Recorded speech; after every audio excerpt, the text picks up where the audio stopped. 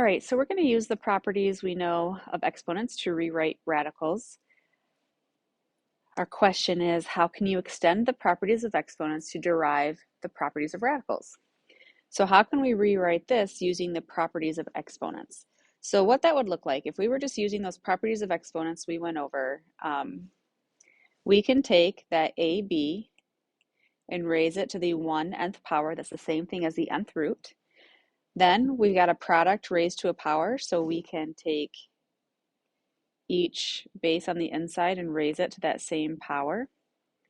So we have a to the 1/nth power times b to the 1/nth power.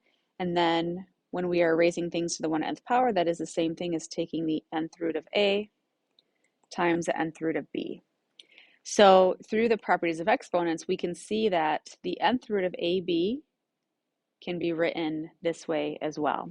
And that's the way, you've seen me do that in a previous lesson. We can simplify a radical by breaking up what we are actually taking the root of.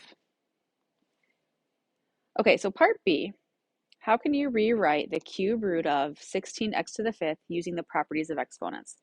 So we want to pay attention to the root that we're taking, the third root. So we want to know what our perfect cubes are. You guys have done perfect squares. We can reduce square root radicals with perfect squares.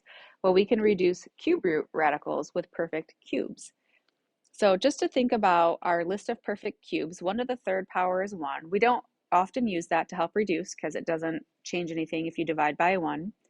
But 2 to the 3rd power, 2 times 2 times 2 is 8. 3 to the 3rd power is 27.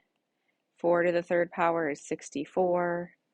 5 to the 3rd power is 125.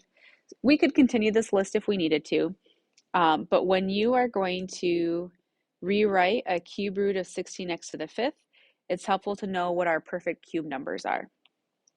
All right, so we are going to break apart. We can take the cube root of 16 times the cube root of x to the 5th, and then let's simplify these separately, and then we'll put our answer together.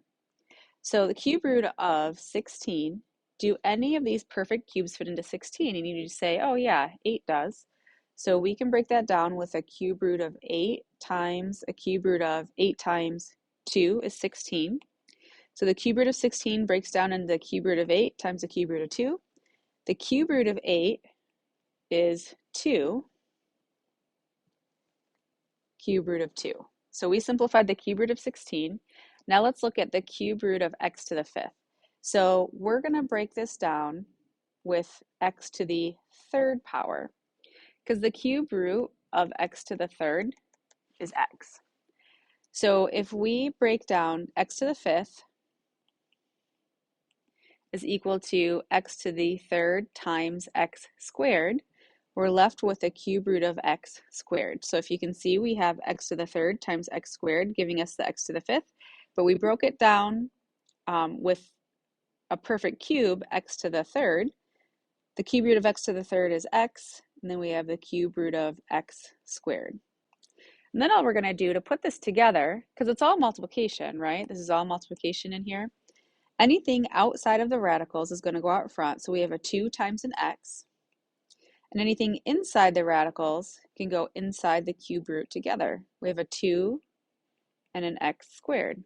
And this is a simplified answer to the cube root of 16x to the 5th.